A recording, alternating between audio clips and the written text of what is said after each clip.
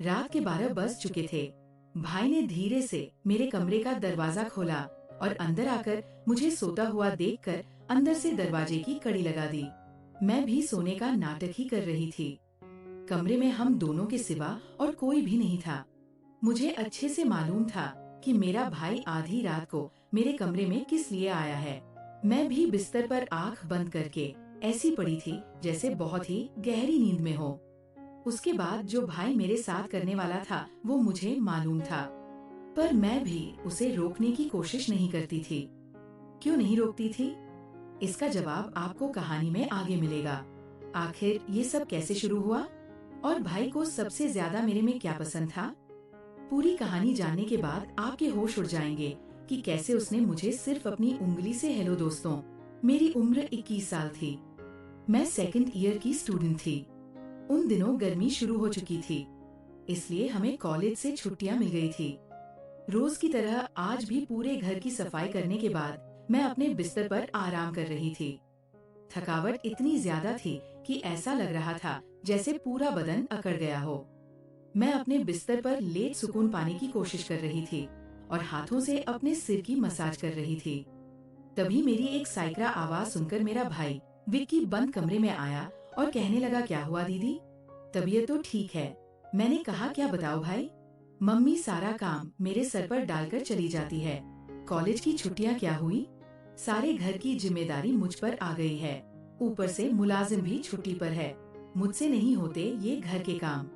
मेरी बात सुनकर वो मेरे पास बैठ गया और कहने लगा, मेरी प्यारी बहन, कोई बात नहीं, मैं अब भी तुम्हारे लिए दूध लेकर आता हूँ। उसे पियोगी तो सुकून मिलेगा।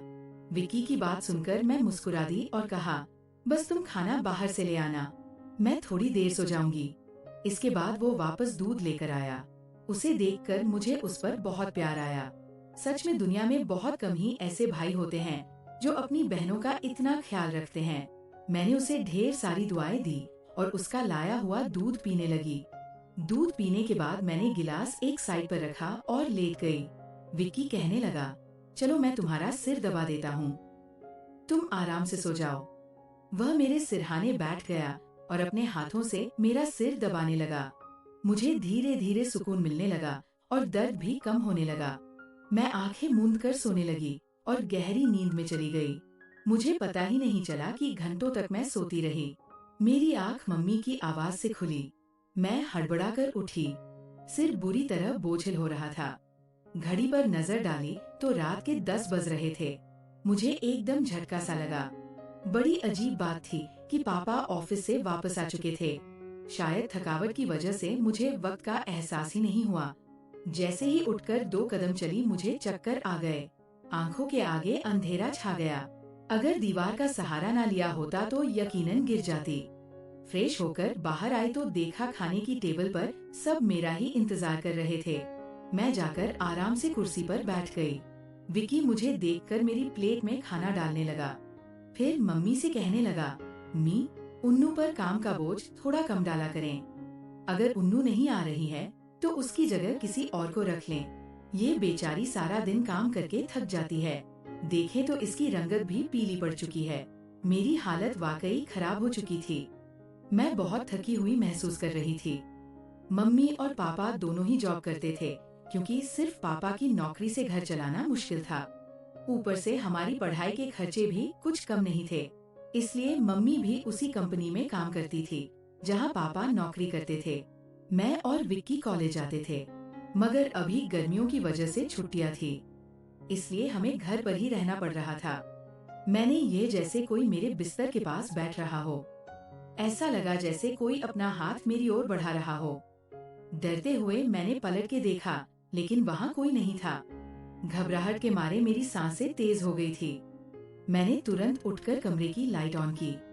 दरवाजा खोलकर बाहर भी देखा, मगर वहाँ भी कोई नहीं था। आज से पहले ऐसा कभी नहीं हुआ था जो अब हो रहा था। मुझे प्यास लगी तो मैं कमरे का दरवाजा खोलकर बाहर निकली। उसी वक्त विक्की भी अपने कमरे से बाहर निकला। मुझे देखकर उसने पूछा, क्या बात है, आप अभी तक जाग रही हैं? मैंने जवाब दिया, कुछ नहीं, बस ऐसा महसूस हुआ जैसे कमरे में कोई मौजूद हो। पानी पीकर मैं दोबारा कमरे में आ गई और पीछे पीछे विक्की भी आ गया।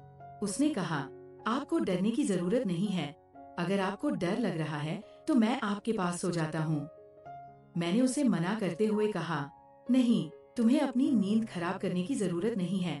तुम अपने कमरे में जाकर सो जाओ। लेकिन वो जिद करने लगा, मैं आपको अकेला किसी भी हाल में नहीं छोड़ सकता। आपकी तबीयत खराब हो सकती है। मैं आपको तकलीफ में नहीं देख सकता। आप सो जाएं, मैं यहीं सो जाता हूँ। आखिरकार मैं बेड पर जाकर सो गई। उसने तकिया उठाया और सोफे पर रखकर वहीं सो गया। उस रात मुझे ऐसा महसूस हुआ जैसे कोई मेरे सिरहाने बैठकर मुझे बहुत देर तक देखता रहा हो। उसने मेरे बालों को सहलाया, मेरे चेहरे पर उंगलियां फेरी और मैं सुकून से सोती रही। ये सब मुझे एक सपने जैसा लग रहा था। अगली सुबह जब मैं उठी तो मेरा मूड बड़ा अजीब था। लेकिन जब मैंने अपने भाई पर गौर किया तो मैं हैरान रह गई। शुक्र था कि मैंने अपने जिस्म को दुपट्टे से ढक रखा था। मेरी कमीज बेतरतीब हो चुकी थी। मुझे हैरत हुई क्योंकि आज से पहले मैं कभी इस तरह इतनी गहरी नींद में नहीं सोई थी। आज मैं थोड़ी खुश भी महसूस कर रही थी, लेकिन इसकी वजह समझ नहीं आ रही थी। मैंने उससे पूछा तो उसने कहा, मैं तो रोज ही इतना खुश होता हूँ। जिसे आप जैसी बहन मिल जाए वो क्यों ना खुश हो। घर के सारे काम निपटाकर जब मैं बैठी तो विक्की तेल लेकर मेरे पास आ गया। कहने लगा, आनू दीदी अपने बाल खोल लीजिए, मैं आपके सिर में मसाज कर देता हूँ। मुझे उसकी हरकतें अजीब लगने लगी। मैंने कहा, ये तुम्हारा काम नहीं है, जाओ अपने दोस्तों के साथ घूमो फिरो, मुझे मसाज की जरूरत नहीं है। मगर उसने मेरी बात नहीं मानी और खुद ही मेरे बालों से कैचर उतारते हुए कहने लगा, आप नखरे मत किया करें, किस्मत वालों को ही ऐसे भाई मिलते हैं। जब आपका भाई आपके खूबसूरत रेशमी बालों में मसाज करना चाहता है तो आपको क्या समस्या हो सकती है। आ जाइए, मैं आपके सिर की मसाज कर देता हूँ। आपको बहुत रात को बहुत सुकून मिलेगा। वह मुझे उठाकर कमरे में ले गया। मैं बेड पर तकिया रखकर लेट गई। मेरे बाल बेड से नीचे लटक रहे थे। वह मेरे सिरहाने बैठकर मेरे बालों की मसाज करने लगा। विक्की मुझसे 5 साल छोटा था, लेकिन मुझे नाम से ही बुलाता था। उसने कहा, आप इतनी प्यारी है कि आपको देखकर दिल करता है कि आप हमेशा इसी तरह मुस्कुराती रहे और मैं आपकी लाड उठाता रहूं। वह मेरे बालों की मसाज कर रहा था और उसके हाथों में जैसे जादू था। मुझे इतना अच्छा लग रहा था कि मैं धीरे धीरे नींद की वादियों में खोने लगी। तेल की खुशबू भी बहुत जबरदस्त थी। मैंने उससे पूछा, ये कौन सा तेल है? वह बोला, ये बहुत ही खास तेल है, खास आपके लिए। आपके जो इतने हसीन बाल है ना, ये उन्हीं बालों के लिए बना है। उसकी बातें बहुत प्यारी थी। हालांकि मैं समझ नहीं पा रही थी कि वह किस लहजे में बात कर रहा है। बहरहाल मसाज के दौरान ही मैं गहरी नींद में खो गई। कुछ देर बाद जब मेरी आँख खुली तो मेरा पूरा बदन दर्द से टूट रहा था। ऐसा लग रहा था जैसे मेरी टांगों पर बहुत ज्यादा वजन रखा गया हो। पूरे बदन में दर्द सरक रहा था। मैं धीरे धीरे उठकर बैठी और आसपास देखने लगी। मेरी हालत अजीब थी। जब मैंने खुद पर गौर किया तो देखा कि मैं पूरी तरह भीगी हुई थी, जैसे किसी ने मुझे नहला दिया हो। मेरे कपड़े गीले थे, पंखा बंद था और कमरे में गर्मी थी। ये सब क्या हो रहा था? बड़ी मुश्किल से मैं बेड से उठी। मुझे चक्कर आ रहे थे, चलना मुश्किल हो रहा था। मैं अपनी हालत समझ नहीं पा रही थी। ऐसा क्यों लग रहा था कि मैंने सोया नहीं बल्कि कोई भारी मेहनत वाला काम किया हो। बड़ी मुश्किल से चलकर मैं बाथरूम गई और फ्रेश हुई। अपनी हालत पर गौर किया तो लगा जैसे शरीर पूरी तरह थकावट से चूर था। जब मैं कमरे से बाहर निकली तो मुझे फुसफुसाने की आवाजें सुनाई दी। ऐसा लग रहा था जैसे कोई किसी से बात कर रहा हो। घर में मेरे और विक्की के अलावा कोई नहीं था। फिर वह किससे बात कर रहा था? मैं पहले किचन में पानी पीने गई, मगर तब तक वह फुसफुसाहट रुक चुकी थी। मैं किचन के दरवाजे के पास खड़ी थी जब मैंने बैठक से किसी को निकलते देखा। उसके हाथ में काफी पैसे थे, जिन्हें देखकर वो मुस्कुरा रहा था। ये देखकर मेरे माथे पर बल पड़ गए। अगले ही पल उसकी नजर मुझ पर पड़ी।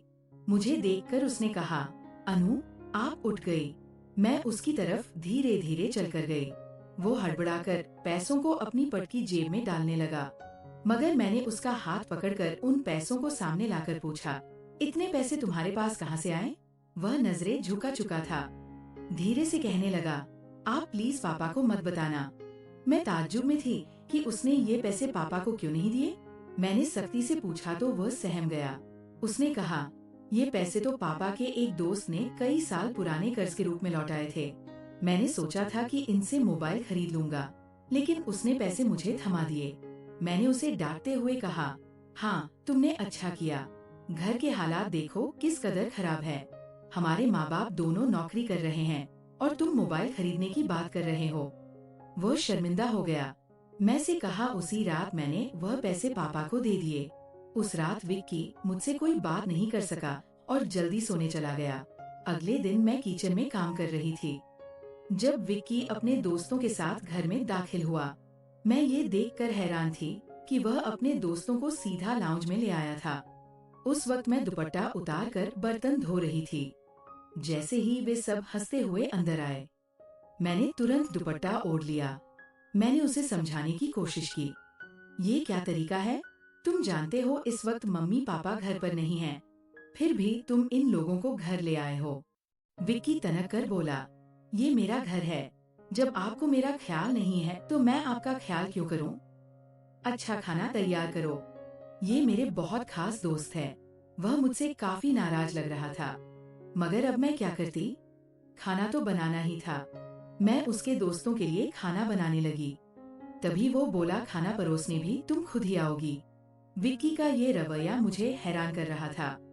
छोटी सी बात पर वो इतना कैसे बदल सकता था?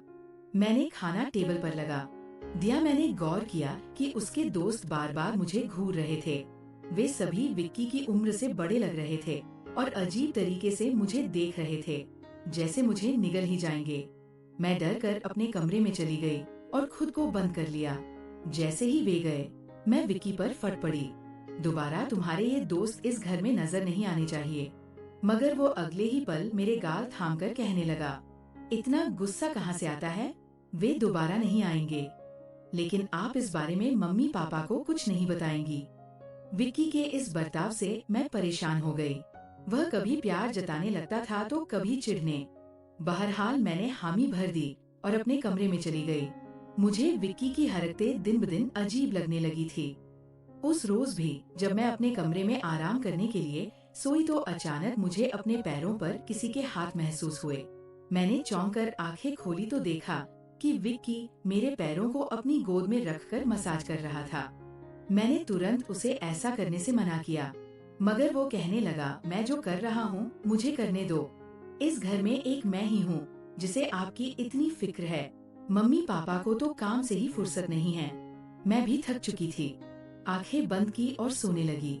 विक्की के हाथों की मसाज से मुझे नींद आ गई, लेकिन जब मेरी आँख खुली तो मेरे होश उड़ गए। मेरा सिर बुरी तरह चकरा रहा था। बिस्तर की चादर बिल्कुल बेतरतीब हो चुकी थी। बिस्तर पर एक शर्ट और एक मेल परफ्यूम पड़ा था। ये सामान किसका था? मैं कुछ बोल नहीं सकी। मेरे सिर में इतनी तेज दर्द था कि मैं फिर से बिस्तर पर गिर गई। ऐसा लग रहा था जैसे किसी ने मुझे बेहोशी की दवा पिला दी हो।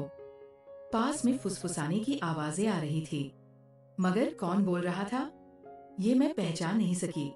मुझे सिर्फ विक्की की आवाज सुनाई दे रही थी। ऐसा लग रहा था जैसे वह मेरे कमरे में मौजूद हो और मुझे उठाने की कोशिश कर रहा हो। कुछ देर बाद जब मेरी आँख खुली तो सारा दृश्य मेरी नजरों के सामने घूमने लगा। मैंने सबसे पहले बेड की तरफ देखा जहाँ पहले शर्ट और परफ्यूम पड़े थे, मगर अब वहाँ कुछ भी नहीं था। आज फिर मेरी हालत बहुत अजीब थी। मैं कोई बच्ची नहीं थी जो ये सब कुछ समझ ना पाती। घर में मेरे और विक्की के अलावा और कोई नहीं था। फिर मेरे सोने के बाद ऐसा क्या होता था कि मेरा पूरा शरीर पानी से नहला दिया गया हो। सिर्फ इतना ही नहीं, मेरा शरीर दर्द से चूर था और रंगत भी बिल्कुल पीली पड़ चुकी थी। दिन ब दिन विक्की मेरे करीब आने की कोशिश कर रहा था, मगर मैं हर बार कोई ना कोई बहाना बनाकर अपने कमरे में चली जाती थी। मेरे दिमाग में अजीब अजीब से विचार आने लगे थे। तबीयत भी काफी खराब रहने लगी थी। मेरी हालत देखकर माँ भी परेशान हो गई। उन्होंने कहा कि वो अगले दिन ऑफिस से छुट्टी लेकर मुझे डॉक्टर के पास ले जाएंगी ताकि पता चल सके कि मुझे क्या समस्या है। उस रात मैं बार बार उठ रही थी और ठीक से सो नहीं पाई। अगले दिन मेरे माता पिता हमेशा की तरह अपने काम पर चले गए। मुझे लगा शायद उन्हें मेरी परवाह नहीं थी। आखिरकार मैं खुद ही डॉक्टर के पास गई। वहाँ अल्ट्रासाउंड से पता चला कि मैं गर्भवती हूँ। ये सुनकर मेरे होश उड़ गए। आखिर ये सब मेरे साथ कौन कर